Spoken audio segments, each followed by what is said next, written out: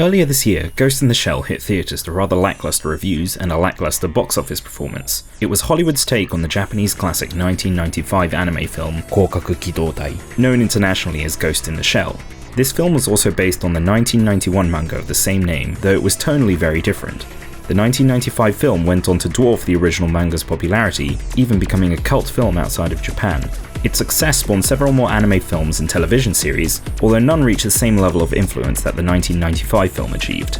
This is most noticeable if you watch Hollywood's version, as it doesn't just pay homage to the 1995 film, but shoves that homage in your face and down your throat. While there are more subtle nods to the anime film, there are several identical shots and even whole scenes copied almost as is. What makes it stranger though is that the story is completely different, so the dialogue is different, but the setting is the same. The Nerdwriter did a video on this point, and I don't want to tread the same ground, so go watch his video because you might find it interesting. What I want to focus on instead is the subject of adaptation.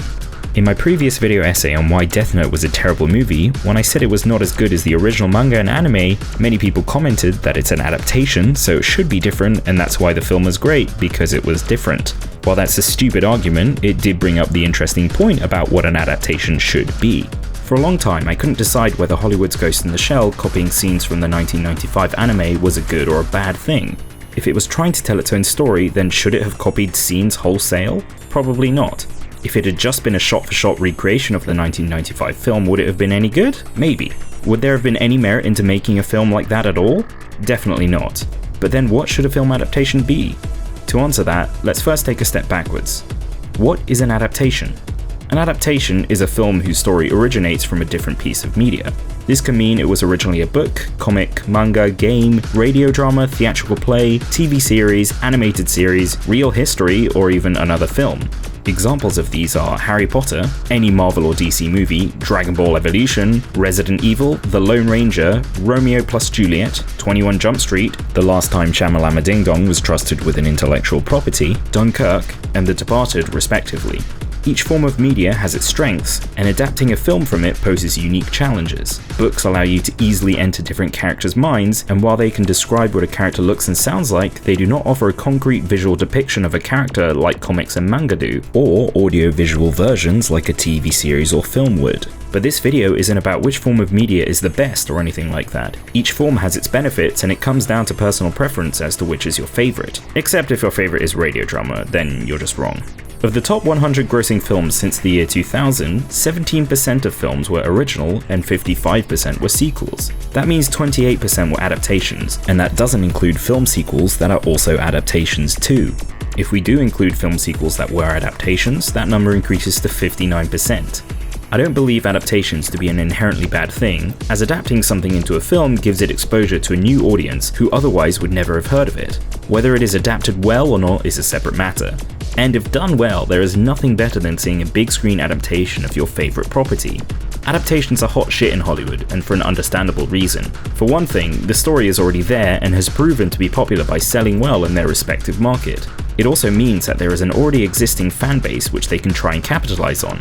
The Twilight film series probably wouldn't have existed if the books didn't exist, as I'd like to think no producer in their sane mind would try and pitch a film about a 100-year-old vampire trying to bang a high school girl, but in a totally romantic way, with werewolves too.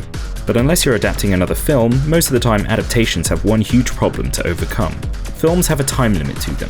Most films are around 1.5 hours, with the long ones reaching 3 hours. Compared to that, a short TV show consisting of say one season of 10 30-minute episodes has a runtime of 5 hours. Most US TV shows have around 20 hours of content for just one season. Books can be as long as they want. If a manga is popular enough, it can go on for 20 plus years. And comics just never end. The only form of media with a similar time restriction is theatre plays, though high-end plays have a tendency to be slightly longer than films, generally having a runtime of 2 to 3 hours. The person in charge of adapting a story into a film most often has to cut a lot of story arcs, scenes, and characters in order to get an end product that isn't too long. That's why Peeves wasn't in the Harry Potter films and Saruman doesn't take over the Shire in the end of the Lord of the Rings films. Some characters are merged, usually with less important characters, in order to reduce the total number of people who appear. What this means is that regardless of if you're aiming for a faithful adaptation or not, no matter what you do, your end product will most likely differ from the original. But how much should you change to fit your adaptation into a film's runtime? You essentially have two choices. Try and change as little as possible, essentially making a more streamlined version of the original, or throw everything out and make an original story. This means film adaptations can basically be placed into four categories: good identical adaptations, bad identical adaptations, good different adaptations, and bad different adaptations. For the purpose of this video, I'm going to restrict myself to adaptations of Japanese properties like manga and anime, because I know the most about them and apparently that makes me a weeb, even though I'm half Japanese. It's also because I believe them to be the most difficult form of media to adapt into a film. Unlike superhero comics like Marvel and DC, where there are countless different versions of their characters, manga and anime often only have one version of the story. And assuming that the artist is skillful enough, there are no restrictions to what characters or settings they can choose to depict. Adapting something with a strong pre-established visual side of it can cause problems, as the bar for visuals has already been set and must be overcome to satisfy the hardcore fans. The main reason people balk at the idea of a One Piece adaptation is because the characters are so well defined in their manga and anime forms that they don't believe a human actor could faithfully recreate that character in a live-action setting. Anyway, let's take a look at these four categories. Good identical adaptations. The first Rurouni Kenshin film, Gyakuten Saiban or Ace Attorney, Ansatsu Kyoushitsu or Assassination Classroom 1 and 2. Although technically each of these films are in some way different to their originals, as they all omit certain parts of the story, they are otherwise incredibly similar. Both Assassination Classroom films together cover all the major arcs of the manga, concluding in a very similar way. While Ace Attorney is technically a video game, it plays like an interactive anime. Kind of. Anyways, the film only really omits one of the 5 cases found in the game, making it an incredibly faithful adaptation. It's also a great movie, I highly recommend it, especially if you've played the game. The first Rurouni Kenshin film is also a great adaptation. Many of the opening chapters of the manga introduce each of the supporting characters but are otherwise unrelated stories. However, the film retells the same stories by connecting them to the film's 2 major antagonists, which results in a more coherent film. Bad identical adaptations. JoJo no Kimyou na Bouken Daimondo wa Kudakenai Dai Issho, or JoJo's Bizarre Adventure Diamond is Unbreakable Chapter 1. Yes, that's the full title. Bad identical adaptations are hard to come by. If something is being adapted, it normally means the source material is pretty good. So for a film to make pretty much no changes but fail to be entertaining means that something went wrong. The JoJo film is the only one that I can put in this category due to its bad acting and general miscasting. Good different adaptations. Scott Pilgrim vs. the World. I know Scott Pilgrim's not a manga, but whatever. It's great and it's on my list. I Am a Hero. Old Boy. Edge of Tomorrow.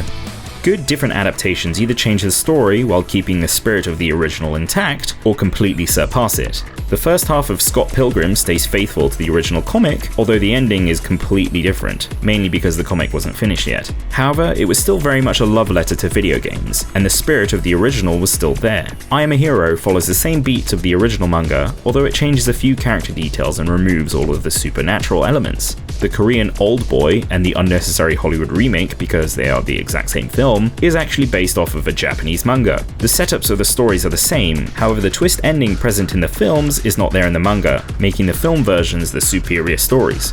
Live Die Repeat, Edge of Tomorrow, is based off of the Japanese light novel All You Need Is Kill, which is a much more superior name. However, aside from the core time-looping plot device, the invading alien mimics, and the character Rita Vrataski, the film tells a completely new story. Bad different adaptations. Shingeki no Kyojin or Attack on Titan 1 and 2, Lupin Sansei or Lupin III, Death Note, Dragon Ball Evolution. Bad different adaptations include the vast majority of film adaptations, especially ones that were originally manga or anime. Most of these films fail to grasp what made the originals interesting, completely trampling the fans' feelings. They keep only the most superficial elements of the source material, such as the characters, and try to fit a new story around them that is worse than the original. There is nothing wrong with trying to tell a new story with the same characters, but if you do, you have to make damn sure it's at least as good or better than the original. The 2 Attack on Titan films are some of the worst films ever made. Bad acting, terrible visual effects, incredibly stupid story decisions like the removal of fan favourite character Levi, and setting the film in a post-apocalyptic Japan as opposed to the European setting of the original, among other things, showed that the creators were aiming for the loosest adaptation of Attack on Titan possible. The Lupin III live-action film was incredibly incredibly bland with a made-by-committee feel, having none of the excitement of the original anime, a convoluted plot, and it was bogged down by an unnecessary supporting cast of non-Japanese actors, as if the producers were trying to include one actor from every Asian country. Gotta catch 'em all. And I made a whole video about why the latest Death Note adaptation was bad. You should totally click the eye in the corner and check it out. Go on, I'll wait. By analysing adaptations like this, most adaptations fail due to a misunderstanding of the source material. Rarely is the story they come up with to replace the original better than the original. I'm not saying that a film adaptation has to be identical, otherwise my good different category would be empty. But if there is nothing fundamentally wrong with the original story, I don't believe it should be changed just for the sake of being different. If there are flaws in the story, for example if there was a lack of foresight by the original author, then a film adaptation is a great opportunity to patch up these flaws. Something that the good different adaptations all share in common is that at the time of adapting, their source material were some of the least well known out of all of the films on this list. I wasn't even aware that Old Boy was a manga until about a year ago. The less popular your source material, the less established the characters are in the public's mind, and so you're allowed more leeway with changing the story. But whatever you do, if you make an adaptation, you should be trying damn hard to make it the definitive version.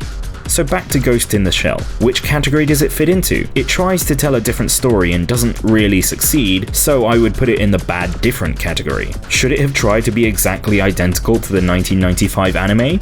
I for one thought that while the anime was good, it was not a perfect film, so logic dictates that there could have been room for improvement. But the stories that the different versions of Ghost in the Shell try to tell are bigger than its characters, namely what it means to be human in a world of cybernetic enhancements, which is why the original manga, the anime film, and TV anime can tell different stories while all still being, well, Ghost in the Shell. To that end, Hollywood's version could have told an original story that deals with this topic while keeping the same characters, which it somewhat tried to do, but then it needed to unshackle itself from the visuals and set pieces of the 1995 film. So, I propose a solution to Hollywood. Give me, someone who understands both filmmaking and anime and manga, the power to veto all of your stupid ideas for film adaptations. Come on guys, let's get the ball rolling. Change.org petition yo, link in the description. Together, we can rid the world of Dragon Ball evolutions. Thanks for watching. This is the second video essay that I've done. I normally do narrative shorts involving comedy and visual effects, so click here to check them out. And leave a comment if there's another topic you'd like me to cover in my next video essay. I have a lot more that I have planned.